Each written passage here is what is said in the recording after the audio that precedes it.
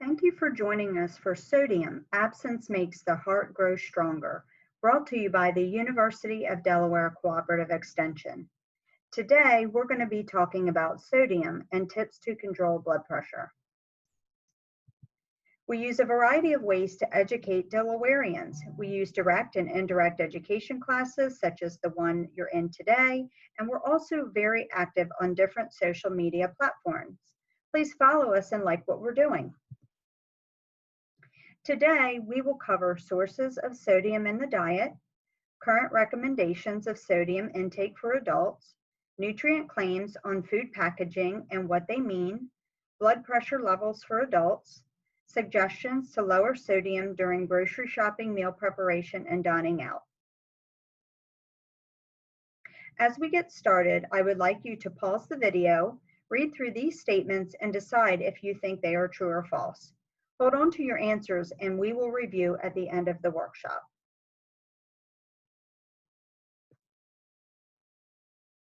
Okay, some facts about sodium. Sodium is an essential mineral. The body cannot make sodium, and we must get it through other sources, such as food.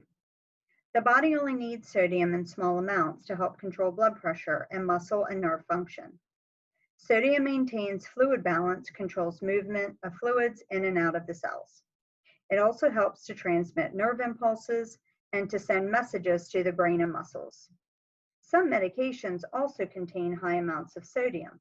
For example, antacids, headache remedies, acetaminophen, laxatives, and sedatives. Sodium and salt are used interchangeably, but they're not the same. More than 75% of the sodium consumed comes from processed foods. When it comes to sodium, table salt and sea salt have comparable amounts. When a teaspoon of sea salt is measured out, you may be getting less salt in the measuring spoon than using table salt, which is finer. Table salt is also usually iodized, which is beneficial to humans. Here are the current recommendations for sodium intake from the 2015 to 2020 Dietary Guidelines for Americans. 1 teaspoon of salt is about 2,300 milligrams of sodium. Currently, the average sodium intake for the adult population is around 3,400 milligrams per day. If an individual has the risk factors listed above, the recommended intake is no more than 1,500 milligrams per day.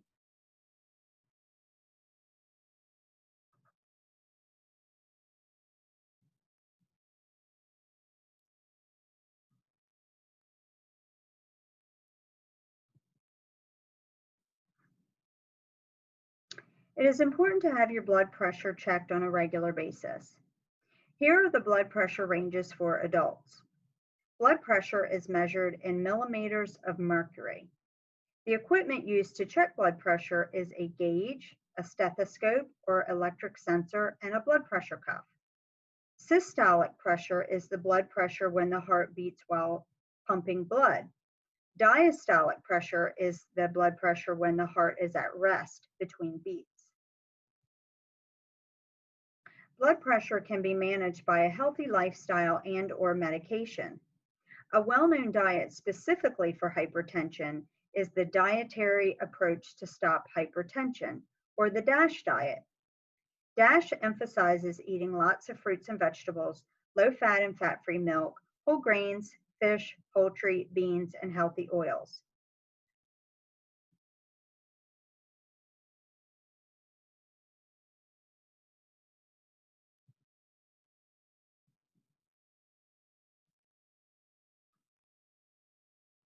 These 6 foods are the top sources of sodium in the American diet. In bread baking, salt controls yeast growth and has a strengthening effect on gluten in the dough. Poultry is often injected with additives that make it more tender.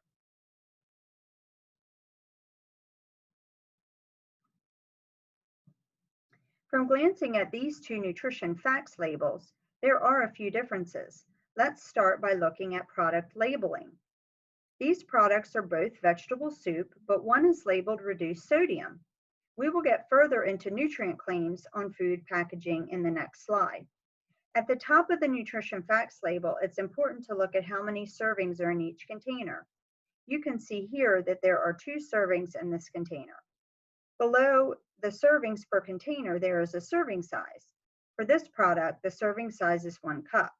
Since there are 2 servings in the entire container, if you consume the whole can, then you would have to double cut. Below servings per container, there is a serving size. For this product, the serving size is 1 cup. Since there are 2 servings in the entire container, if you consume the whole can, then you would have to double these numbers listed on the right side of the label.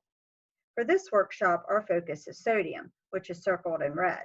The reduced sodium option has less sodium. When choosing between products, always choose the lower sodium option. If the percent daily value listed on the right side of the label is 20% or above, it is considered a high amount. If the entire can of soup from the right side was consumed, it would be 28% of your daily value. Nutrient claims do not always mean the product is the healthiest option for you. Aim for less than 20% of the daily value in sodium. Here are some nutrient claims you may see on food packaging. Remember, it's always best to choose the lowest sodium option.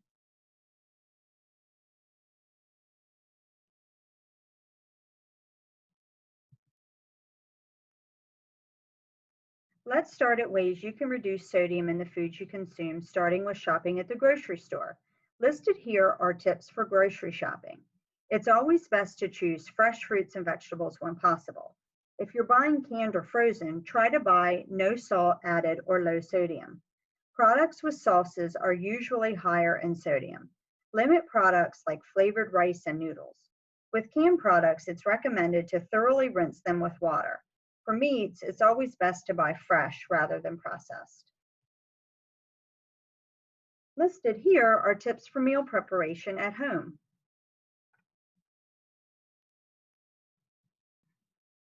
Eating out can be challenging when trying to eat healthier. Many restaurants have their menus online with the nutrition information posted. If it is not possible to find this information while ordering, request your server to have no salt added to your meal. Smaller portions will lead to less sodium intake. If the meal is a large portion, split it with someone or box up half of the meal to take home for leftovers. Restaurants and grocery stores are always looking to improve customer service. If you shop somewhere frequently, request for lower sodium options if you're unable to find what you're looking for. Unless you ask, nothing will change.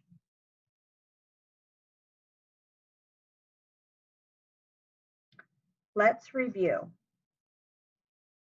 Name 3 of the top 6 sources of sodium in the diet. If you said bread and rolls, cold cuts and cured meats, pizza, soups, sandwiches, or poultry, you're correct. What is the current recommendation of sodium intake for adults? It's to consume less than 2,300 milligrams per day, or to consume less than 1,500 milligrams per day for those with risk factors for hypertension. Name 1 of the nutrient claims regarding sodium on food packaging. Salt or sodium free, very low sodium, reduced sodium, light in sodium, or lightly salted, no salt added or unsalted. What is the normal blood pressure for adults? 120/80. Give 3 suggestions to lower sodium during grocery shopping, meal preparation, and/or dining out. You can buy fresh fruits and vegetables, frozen or canned with no salt added, sauce or rinsing everything first. You can choose lower sodium products, checked processed meat and poultry, check for no salt added in breads, crackers, and cereals, and choose low sodium or no salt added nuts and seeds. When cooking at home, you can use lemon juice or lime juice and salt-free herbs and spices. You can also limit added salt while cooking, and make sure you're tasting your food before salting it. When eating out, you can review the menu ahead of time and ask that no salt be added. in the kitchen.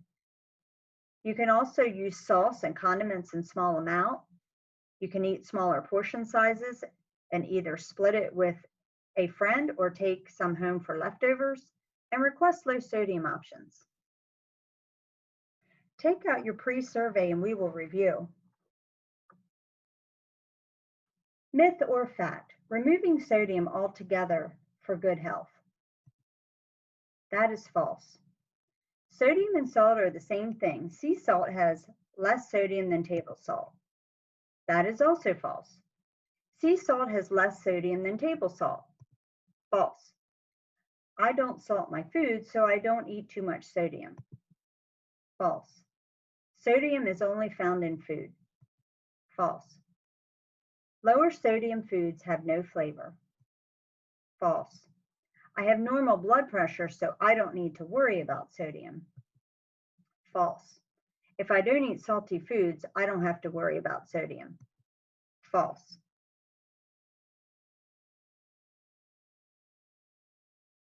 The University of Delaware Cooperative Extension is the outreach arm of the University of Delaware. We do not discriminate and welcome people of all races, ethnicities, and abilities to participate in our programs and workshops.